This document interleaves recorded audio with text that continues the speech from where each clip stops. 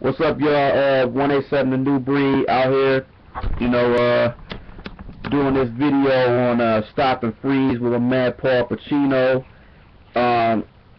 Basically, what we saying is just how police are just stopping and frisking people, basically, for no reason, maybe a reason, whatever, but mostly no reason. So, without further ado, I'm gonna pass it to Paul, man. What's your thoughts on this, player? Well, it's happened to me plenty of times. Mm-hmm. Being, stopped by police, they question you, asking you racist questions.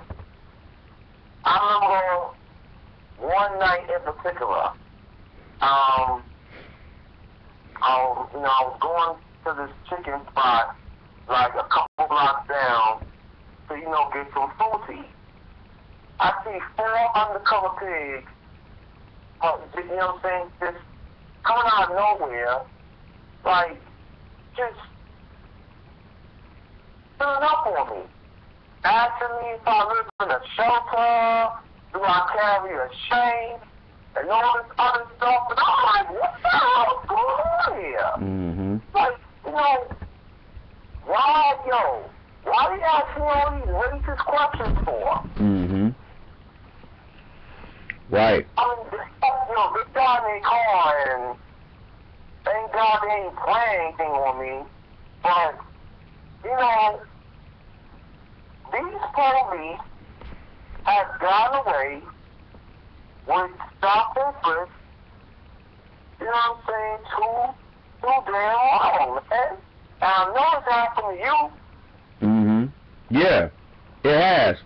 I've gotten, it's happened to me quite a few times, man. One time I had, was taking my brother home, and then these, officers was following me from the time that I dropped him off to, I was trying to go to a McDonald's. It was like late at night, probably like about,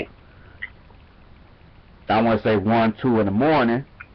Next thing you know, these officers pull me over, ask me, what's going on, ask me for my license and registration, asking me what am I doing around here, and like, who are you, what are you doing around here, do you live out here, what's the reason why you came out here, just asking me ridiculous ass questions, like this is some slavery type shit still all over again. Like, I'm just supposed to go to, like, on some Life, the movie Life type shit, like I went through the line or something, or some shit.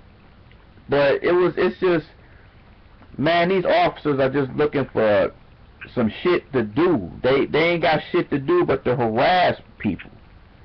And it don't make no sense to me, man. Like, what's the enjoyment in harassing somebody and stopping somebody for no reason when you should be stopping the real crime and what's going on, like the real killers and people stealing stuff and all kinds of stuff, but you worried about me and other people that ain't done nothing but just going about their business and doing what they need to do. But it's so into harassment, like it's almost like being especially a black person, in which you don't do anything, you don't cause no trouble. People look at that like something must be wrong. Like he's not doing anything. He don't have no arrest record. He don't have a lot of tickets. Something must be wrong here. Something must be wrong. So they try to plant stuff. They do that in certain cities, especially in California and Michigan and all these southern states, and also where you at too, man, in New York. They do that a lot in all these other places. So it's relevant, man. They just do it for enjoyment, man, and it's not funny and it's not cool. And Every black person has been through this stop and frisk for no reason. I had one time in the same city a few years ago, waiting outside my mom's car, whatever, trying to get in, and then all of a sudden, these police officers come right at me like, whose car is this? What you doing around here? Let me see some ID. Is that your mom's real car or something like that? And they questioning me, and I'm like, man, if you don't get the fuck out of my damn face, you know what I'm saying?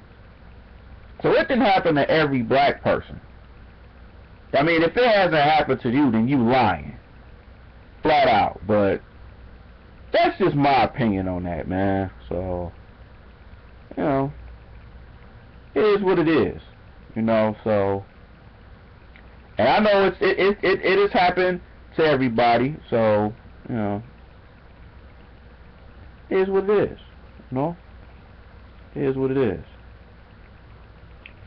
So you got any more insights on it, man, or? Well, basically, my thing is this, man, when it comes to stop and frisk. That law is racist as fuck. It's unconstitutional. It's unconstitutional, and it needs to be dealt with. Matter of fact, a judge in the Bronx said that the law is unconstitutional, and that's a step in the right direction because we have a mayor race going on, and I mean, you know, for this year, and the guy that I'm for. His name is Bill de Blasio. He's against the stop and frisk. And he said if he become mayor, it's going to be dealt with. But you got this chick named Christine Quinn. She wants to keep the goddamn law.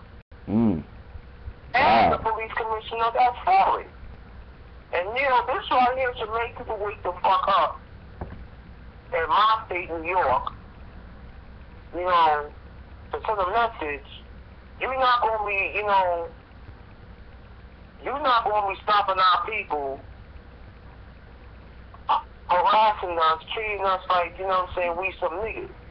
I'm not saying you don't have any ignorant niggas, but, you know, not everybody, you know what I'm saying, is looking for trouble. Right. That's true.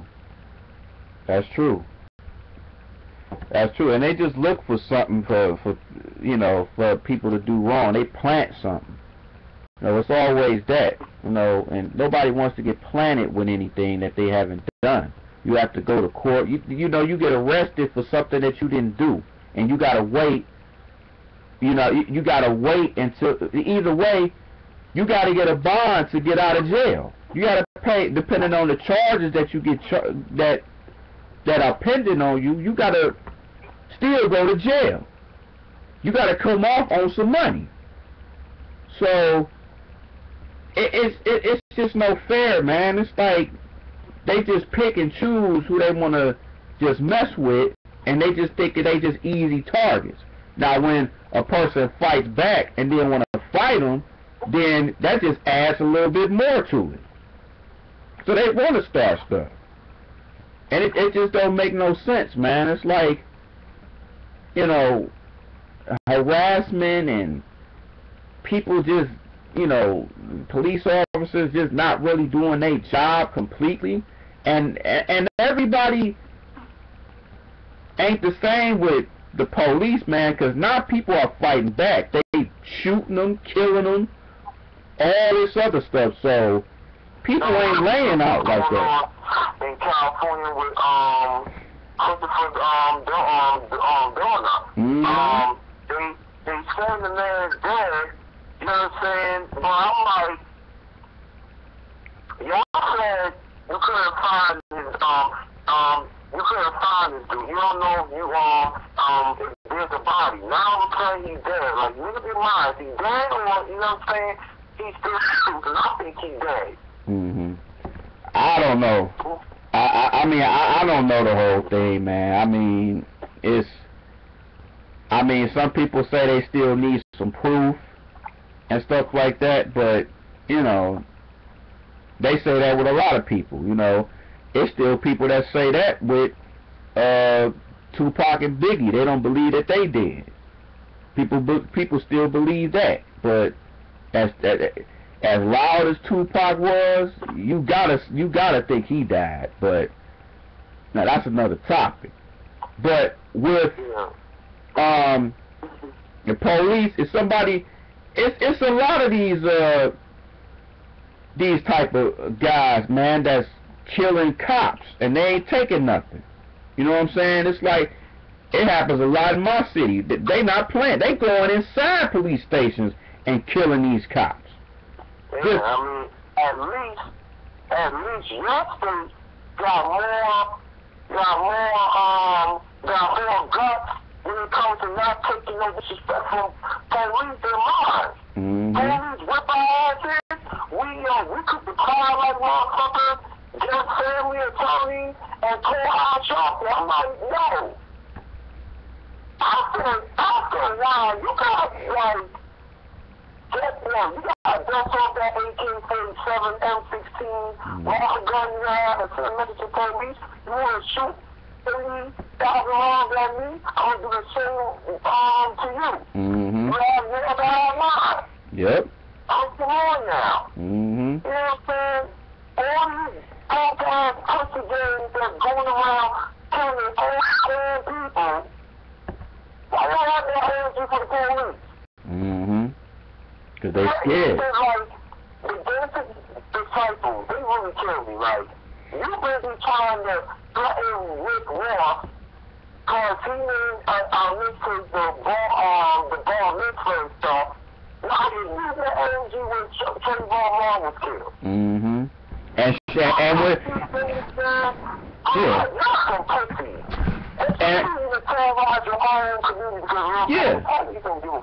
and with Sean Bell too. With Sean Bell too. Sean Bell got 50 bullets. Yeah. And was killed. And out here, like back in like '92, I remember this because at the time I was like 11. And it was a case in '92 down here in Detroit that it was some cops that beat this guy down. I mean, I know a lot of y'all in Detroit will remember this. It was a guy named Malice Green. Malice Green in '92, he got beat up so bad by cops that they killed him. They literally killed him. Beat him with a knife. They basically Rodney King'd this nigga. Basically. And he ended up being dead. Now, so these officers came in, they got sentenced for maybe, I want to say, I don't even know, it wasn't even that long, maybe a couple of years or whatever, and they got off on it. On good behavior, they got off, and I think they got their jobs back too, doing that. So that's why I was, so that right there alone. Did the city of Detroit riot? Did they go crazy? They didn't riot shit. They was upset, but they didn't riot on nothing. So you got a dead guy, and nobody cares. That's the one thing about with black people, just like you said about Trayvon Martin, and we've said this over and over and over again, all our people don't give a shit about nothing. It's like they part-time. That kills me. When I live in New York, a lot of families love to harass Hispanic young men and women and young girls, as well as African-American young men and young girls. The train riders, black and Hispanic, is keep moving. They're not stopping like, why are you bothering these kids for? They're going to school to get their education, leave them alone. Right. And they act like they act as cocky attitude, like it's not their problem. You know, those kids probably did something they had up doing. When you get told your son is handcuffed with a black eye and blue your face, you don't be talking that shit anymore. Right. Right. It's all forgotten. Cause I mean, don't nobody really care, man. It's just, it's a shame. Well, no. They going to kill when he child beat up and then the police station damn near barely alive and shit, or you know what I'm saying, shot up and they still got your body handcuffed in the damn hospital bed. Yep. The problem is, this law needs to be dealt with, not just in New York, but all over. Right. But I'm sick and tired, like, how do people, undercover cops, stopping people's cars and African Americans, Black Americans, wanting to search their car? You know what I'm doing? You're not searching my car. So what are you searching my car for? Yeah. Exactly. African Americans and Black Americans are drug dealers, are criminals. Not everybody's going to Tony Montana type level. But yo, this is why the law has to be done. Like, did it take another Sean Bell to happen? Did it take another Yellow to happen? I mean, come on, what is going on with us? It's like, we're going to learn things the wrong way. These police officers, they got guns, we get guns. They got mace, we get mace. Whatever they have, come on now. We got officers, so many weapons. You know, like, come on. I don't know what they call. You know, you got too much anger. You got that right. But when you're the one that's being violated, you always say you're not an American citizen. Yeah, I mean, and you gotta have passion if you want to make sure your community is going. It's something happen, that it's something positive. I mean, if you care about your community, you're supposed to have all the passion to make things better. No, we have so many people that ain't gonna do anything. They'll talk it, but then they ain't gonna do anything. But now you got cops harassing on top of that. And then you got people that just regularly do bad stuff, knowing that cops is gonna be around, but they don't care. It's like you gonna see that kind of stuff going on. But people don't really care about the community. They don't care about what's going on until that happens to them. Then if that happens to them, they want everybody to be involved. But don't nobody care because there's so many part-time people that want to be involved at first, but then don't stay around in the long run. You know what I'm saying? So it's all for play to me, man, because don't nobody really care. And it's a hard reality to say, but don't nobody really care about nothing. You know, so it's like, how can I care about something and put all this passion when I'm the only one doing something? You have to be your own Al Sharpton, your own Jesse Jackson, your own Malcolm X, your own Martin Luther King. You have to do things like that on your own. You know what I'm saying? So why rely on other people when you can't do it yourself? You know what I'm saying? Or you're not taking a part of it. And don't nobody care about it. You know what I'm saying? We can say is what happens in society is wrong and stuff and everything, but all this other bullshit. Don't nobody care. Anyway, all I'll say is that this law, you know what I'm saying, is racist to the core. I mean, even Paul's Woodtaker, he went to a store to do some shopping, and he was stopped this list. And this is a carry along with her.